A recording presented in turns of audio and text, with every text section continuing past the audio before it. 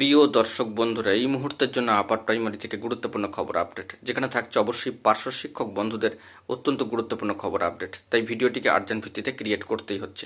ভিডিওটিকে আপনারা শেষ পর্যন্ত ওয়াচ করবেন, কোনোভাবে কিন্তু স্কিপ করবেন না। চ্যানেলটিকে এখনই সাবস্ক্রাইব করে নিয়ে সঙ্গে থাকবেন। তো চলুন কথাবার্তা না বাড়িয়ে আমরা মূল টপিকে ফোকাস করি। বন্ধুরা, এই মুহূর্তে দাঁড়িয়ে আপার প্রাইমারি থেকে পার্শ্ব শিক্ষক বন্ধুদের মামলা নিয়ে অত্যন্ত গুরুত্বপূর্ণ খবর আপডেট। বন্ধুরা, এই মামলার নিষ্পত্তি এবং মামলার যে হিয়ারিং তা কি আবার শুরু হবে? এপ্রিলে কি গতি আসবে এই মামলার ক্ষেত্রে?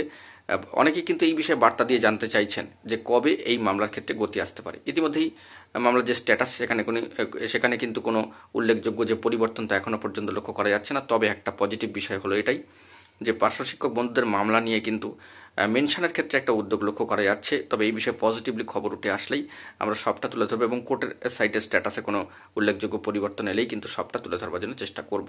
তবে মামলার মেনশন এবং মামলার গতি প্রকৃতিকে আবারও হিয়ারিং মোডে নিয়ে আসার জন্য কিন্তু জোরদার চেষ্টা চলছে, উদ্যোগ নেওয়া হচ্ছে। এই বিষয়ে কয়েকদিন আগেই সম্মানীয় দেবমাল্য ঘোষ স্যার মহাশয় কিন্তু একটি বার্তা দিয়েছিলেন। তারা উদ্যোগ নিচ্ছেন মামলাটিকে মেনশন করাবার বিষয়ে। দীর্ঘ সময় ধরে মামলার হিয়ারিং না হয় কিন্তু মামলার পরপর ডেটে আসছিল, কিন্তু হিয়ারিং হচ্ছিল না এবং কোনো অর্ডারও কিন্তু পাস হচ্ছিল না। তো সেই সূত্র ধরে যাবতীয় আপডেট আপনাদেরকে তুলে ধরেছিলাম। মামলা এপ্রিলেই গতি আসবে কিনা সেই দিকে আমাদেরকে ফোকাস রাখতে হবে এবং কোর্টের সাইটে কোনো পরিবর্তন আসছে কিনা সেই দিকে আমরা নজরদারি চালাচ্ছি। পাশাপাশি মামলাটি মেনশনের ক্ষেত্রেও কী উদ্যোগ নেওয়া হচ্ছে আমরা খোঁজখবর রাখছি।